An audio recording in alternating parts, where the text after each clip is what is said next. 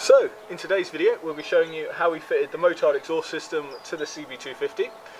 We fitted it about a year ago, so some of the footage looks a bit old, but it's such a great product. It stood up, it stood the test of time. I mean, I know a year in most people's idea isn't a very long time, but this one's been to Mongolia, it's put up some really bad roads, sometimes when there wasn't any roads, it's been dropped a couple of times, and yet it still looks brand new.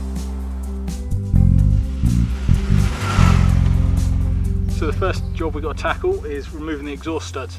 Can be a bit of a tricky process, but with a bit of penetrating spray and a bit of patience, you usually get them out without saffing any off.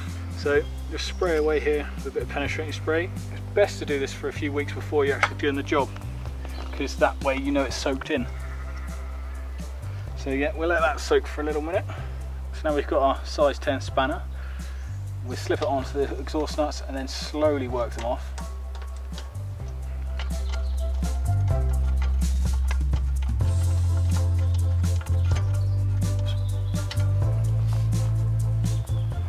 So on this CB250 you've got to remove the rear passenger foot pegs. And on that with a 14mm spanner, that also releases the exhaust at the rear. Do that on both sides.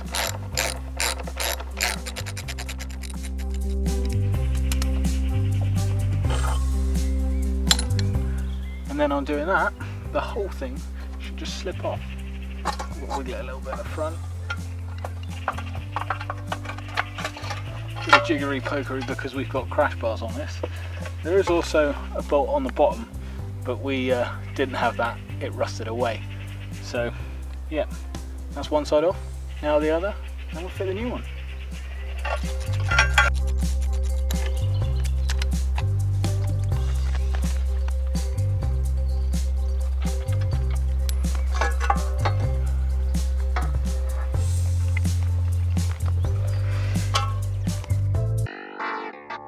Okay, so one more thing, you've got to remove the old exhaust gaskets before you put the new ones on. They might come out nice and lovely with the exhaust, but if they don't, you're going to have to get in there with a flat blade screwdriver and remove them. So once all that's taken care of, what you want to retain are the nuts and studs that hold the collars and the exhaust onto the bike. You also want the rubber bung, which stops the center stand from hitting the chain, and all the other junk that's used to connect the foot pegs to the bike.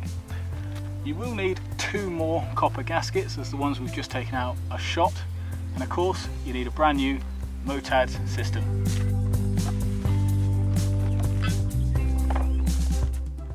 So now that all your parts are all laid out and ready to go, you can grab your gasket and push it into the hole where you took the old one out from.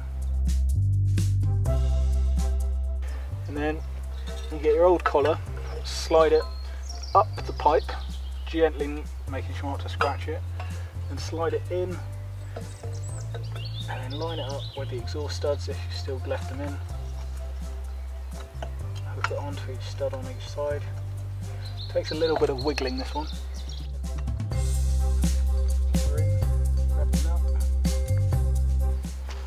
One side on. This is where it helps to have very nimble fingers. So just wind that one on gently, and then just gently lift them up, say half a turn, just so they can move about a little bit, so you can line up for the exhaust. Just switch over to the other side, do the other header, and then we'll put the silencer on, and we're done. With this side it's a very similar process. Put the gasket in, and then put your collar back on the pipe, then slide it gently in, trying not to bash it about too much. Put it onto a stud if you've got it there, and hold it there while you squeeze a nut on with your massive piggy fingers. It's a good idea when you're doing this job to get a little bit of copper grease to put on the threads of everything, even in the bolts and everything really. You can always put too much on and wash it off, or not enough and get stuck bolts. So I like to subscribe to too much in most cases. So that's on, nice and loosely fitted. Let's move on to the exhaust. So you're going to need the little rubber bung that comes out of this part of the exhaust that stops the side stand hitting.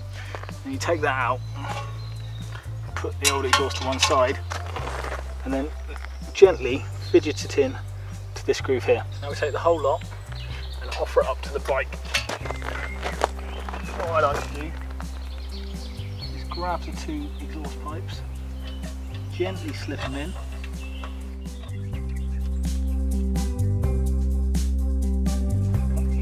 line them up with that, and we just slip in the old bolt.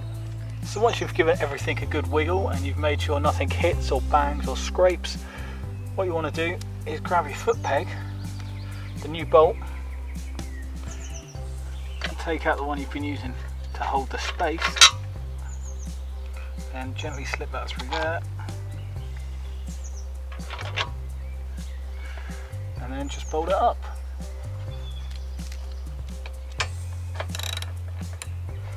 Being careful not to damage your new chrome.